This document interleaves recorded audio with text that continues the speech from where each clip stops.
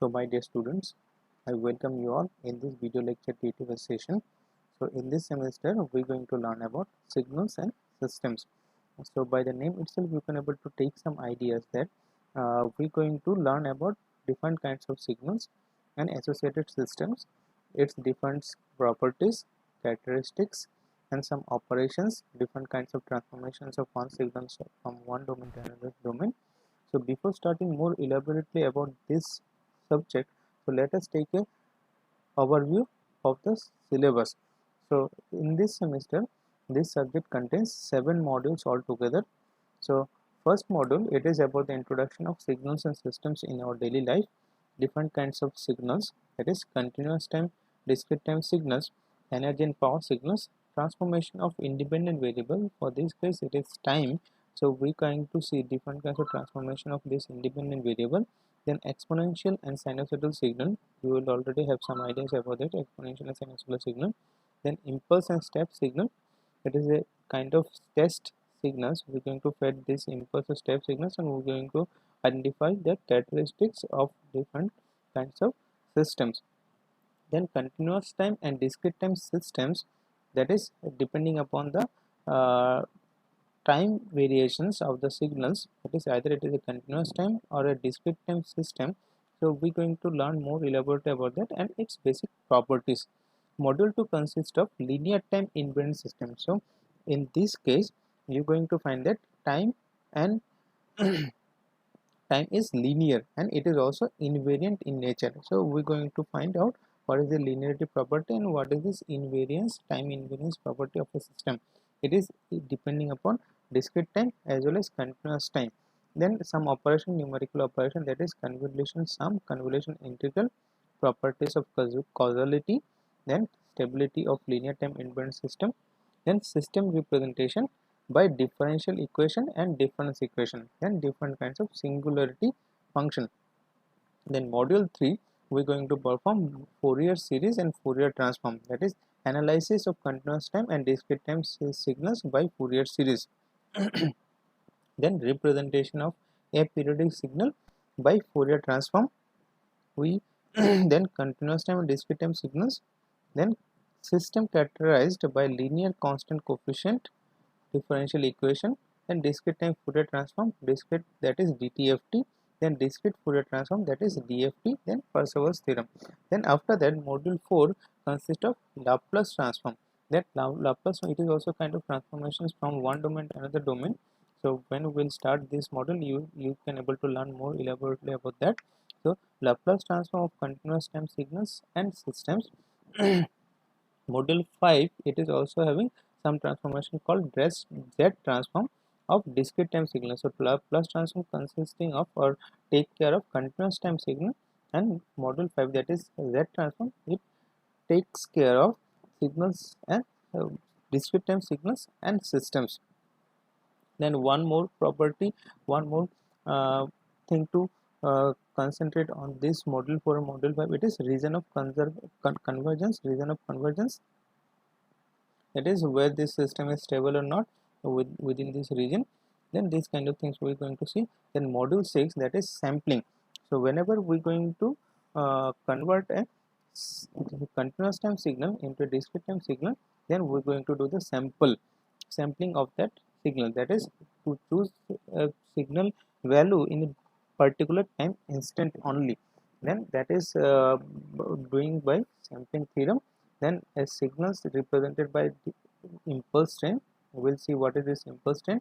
Then different kinds of properties, then reconstruction of signal from its samples using interpolation, then aliasing, one of the main important thing we are going to learn.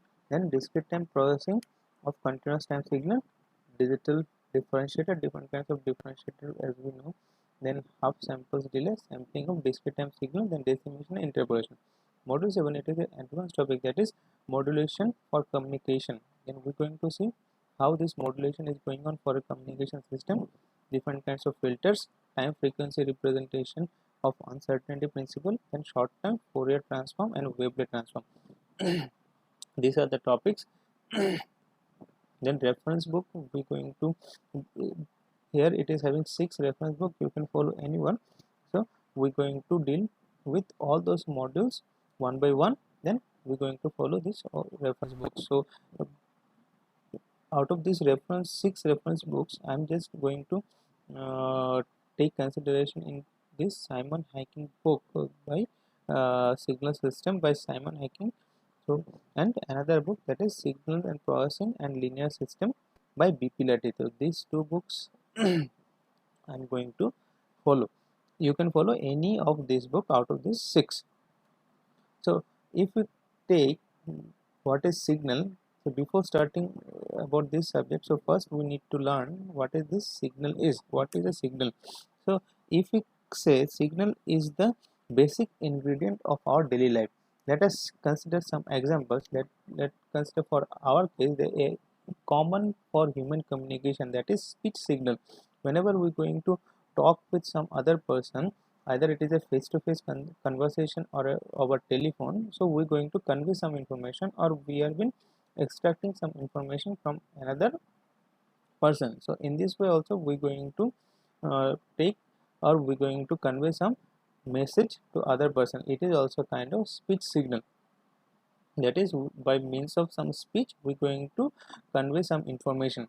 Next is visual in nature. So whatever we have been seeing in this nature, it is due to the signals or lights which are been reflecting from that object to our eyes. By that means only we can able to see what that object is. Next, email over internet. So whenever we have been doing the email over internet, so what we are doing basically, we have been sharing some information over the email by means of internet. Then searching over internet for information, different kinds of information also we have been likely to search our internet.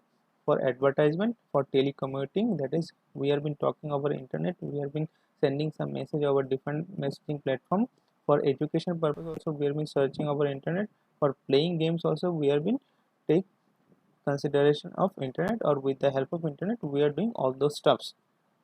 So all form of communication over internet involve information bearing signals, that is it is the sharing of information bearing signals only. It is either of one kind or another kind. So all form of these communications over internet involve the sharing of messages or sharing of information which are considered to be a signal, information bearing signal.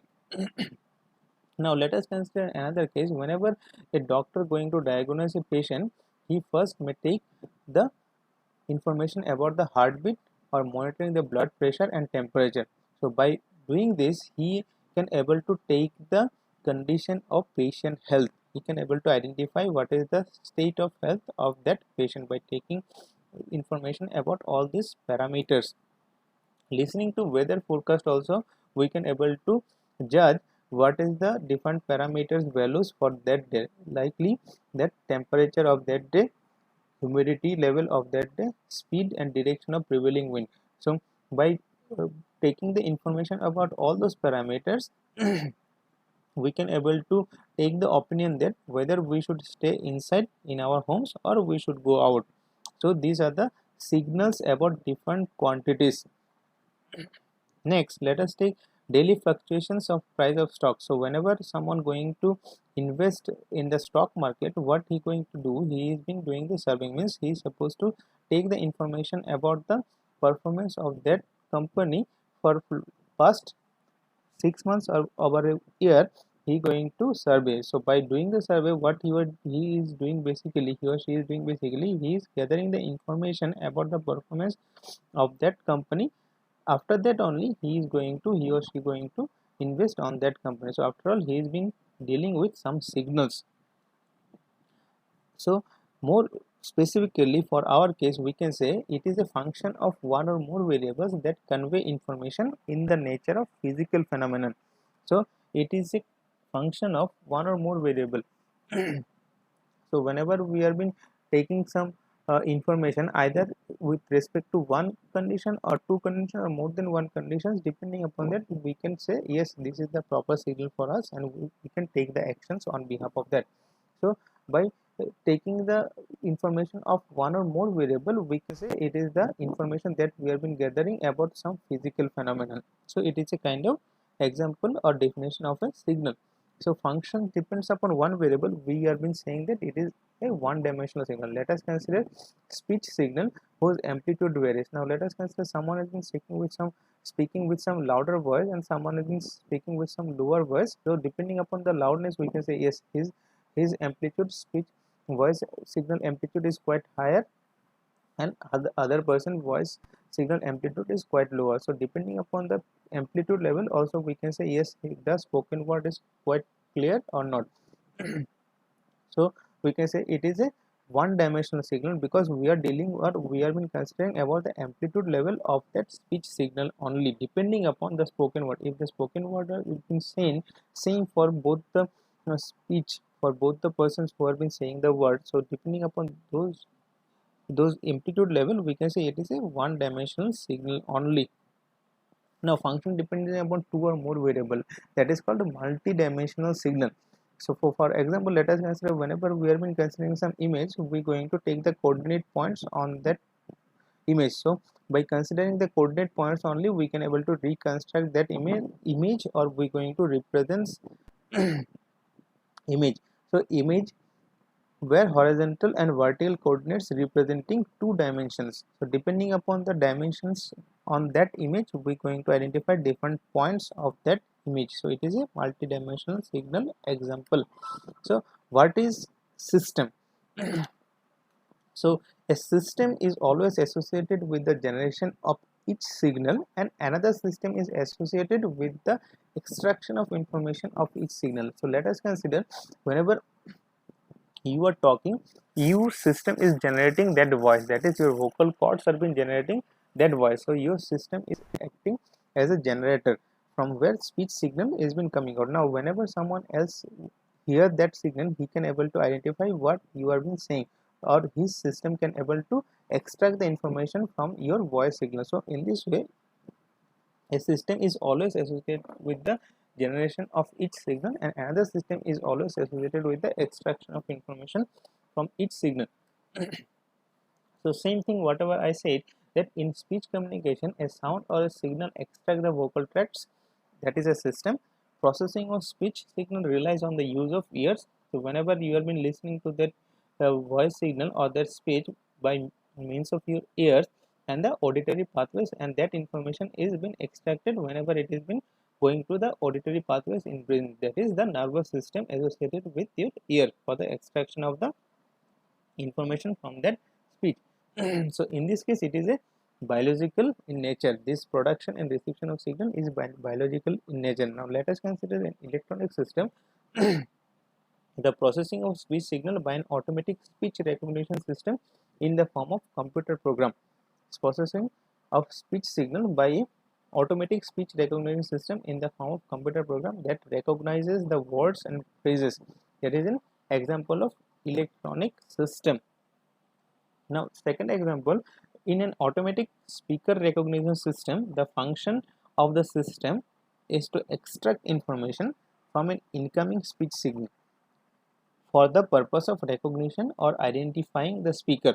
So in an automatic speaker recognition system, the function of a system is to identify or to extract the information about the speech signal from where it is been generating, so that he can able to identify or recognize the speaker. In a communication system, the function of the system is to transport the information content in a message over a communications channel, and deliver that information to a destination in a reliable fashion. So let us consider whenever you have been talking over your mobile phone, whenever you have been talking over your mobile phone, someone else in a far distant point can able to hear that voice whatever you have been speaking. So what does it mean? You are, whenever you have been sharing the information over that mobile phone, it is being transported over the channel, that is over the communication channel, and it can able to extract the information from that voice signal which has been coming from your side in a reliable fashion in the destination. So it is known as, it is the function of a normal communication system. In an aircraft landing system, the main purpose of that system is to keep, the main challenge of that system is to keep the aircraft in the central line of the runway, so that it is not been deviated from the actual path of the runway. So the main function of that aircraft landing system, that is ALS, is to keep the aircraft in the central line of the runway. It is a kind of system. So more specifically, we can say it is an entity that manipulates one or more signal to accomplish a function, thereby yielding a new signal. So whenever some system is been generating some signal, so what it does basically, it it is been starting from the input signal which has been given to that system. Depending upon that input signal, it generates a new signal. So whenever you have been saying some words and me as an intended listener has been listening your words, so I can able to extract the information from your voice signal. So what does it mean? My system is taking the input as your voice signal, and it has been generating, or it has been giving me some information or the meaning of that speech signal. So my system here is the interface between the input, that is your voice signal, and the output, that the information output is the information which I can able to extract from your voice signal. So it is a block diagram representation of a system. So we can say system is the interface between the input signal and the output signal. So let us take for the different three examples, what are the different three quantities of the system, that is input, system and output signal. So for an example, automatic speech recognition system, speech signal is the input, system is the computer itself, output is the identity of the speaker. So the function of the automatic speech recognition system is to identify the speaker. So depending upon the input signal, that is the speech signal, the computer, that is the system, can able to identify the speaker. So here the input signal is speech signal, system is the computer, output signal is the identity of the speaker. Second example, communication system. So for a communication system, let us consider for a mobile communication system, your speech signal or a computer data is the input. For this case, the system is the combination of transmitter, channel and receiver, and the output signal is the estimation of information contained in the original signal. So output signal from that communication system is to estimate what is the information content in the incoming signal from that signal, from the original signal. Now for a aircraft landing system, that is for the ALS, input signal is the desired location of the or desired position of the aircraft relative to the runway. Aircraft itself is the system, and output signal is the correction of the lateral position. Let us consider for a particular instant of time, it's supposed to give the position of the aircraft to the aircraft system, and the output is the correction. So it's supposed to give the actual or the corrected position of the aircraft so that it can maintain the center line in the runway. So this is about basic about the signals and systems. So in the next class we're going to look about different kinds of signals, what are the different types of signals can be possible. So in the next class we're going to talk about that. So today it is up to this. In next class we're going to start about different types of system. Thank you.